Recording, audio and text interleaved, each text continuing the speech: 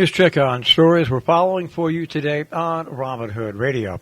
Our forecast from Pat Pagano says today mostly cloudy with a high near 55 to 60. We'll get the full details on the tri-state forecast coming your way in just a few minutes. Well, the fundraiser for Ukraine, as we talked to you yesterday on the Breakfast Club, still was a success after the snow came in and kind of shortened the event. Sunflowers and Snow raised more than $45,000 for Ukraine. Now they have a second fundraiser coming up on Sunday at Troutbeck because of the snowstorm. That fundraiser will be this Sunday from 12:30 till 3 at Troutbeck in Amelia at 515 Leedsville Road. You can find out more information at troutbeck.com. It'll be an indoor-outdoor event with limited parking. Tickets cost a $150 donation. For details, you can call 786-282-2495. From TricornerNews.com, Dover hate crime suspects are in court. One threatened to kill. The 4 Dover men charged with Class B felony of robbery in the first degree as a hate crime for attacking a group of men in December of last year made the job of their attorneys even more difficult because one of the defendants reportedly threatened the life of someone watching from the gallery when all 4 men appeared in Dutchess County Court in Poughkeepsie on Monday, March 7th. An intensive investigation was initiated by the Bureau of Criminal Investigation, which determined the accused perpetrators were from Dover: 40-year-old Joshua A. Benson, 23-year-old Joshua A. Benson Jr., 34-year-old Nicholas Gassi, and 19-year-old Darius L. Robinson. The BCI concluded that the 4 men targeted the victims based on their race.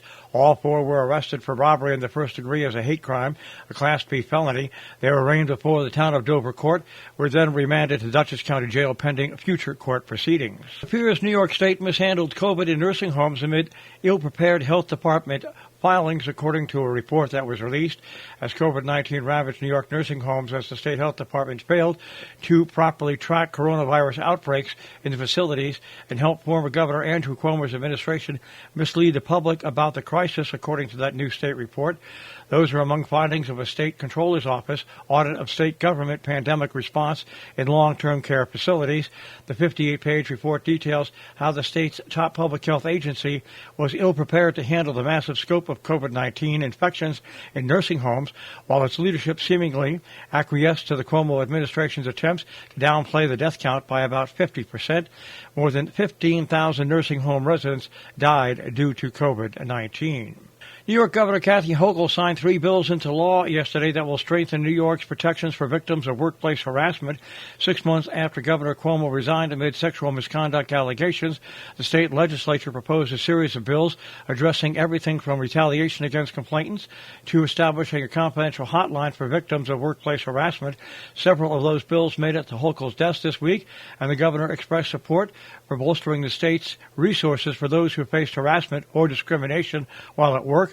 Quoting here, "Everyone has the right to a safe and secure workplace where they're valued and respected," end quote, Hochul said at a press briefing in New York City yesterday. Taking a look at some meetings coming up in our area today in Salisbury at 5:30, Salisbury Affordable Housing Commission. In Cornwall, the Cornwall Conservation Commission has a Zoom meeting at 10:30 this morning. Board of Finance meeting is a Zoom meeting at 7 p.m. tonight. Meanwhile, the Housatonic Musical Theater Society at Housatonic Valley Regional High School presents Into the Woods. That opens tonight and runs tonight at 7 p.m., Friday at 7 p.m., and Saturday at 2 p.m. and 7 p.m. hmts.org for information and tickets. And this weekend, if you're hungry for sweet maple deliciousness, the Maple Bake Sale as part of the Sharon Audubon Sugaring Open House will be Saturday from 11 till 4.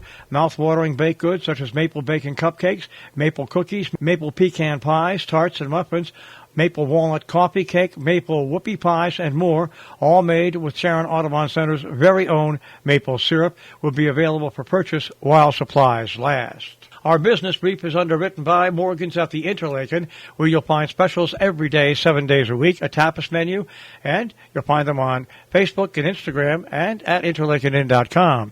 And by Salisbury Bank, salisburybank.com. Dow Jones Industrial Average starts off today at 34,063.10. The NASDAQ at 13,456.55, and the S&P 500 at 4357.86. We'll take a look at the tri-state forecast. That'll come your way in just a few moments.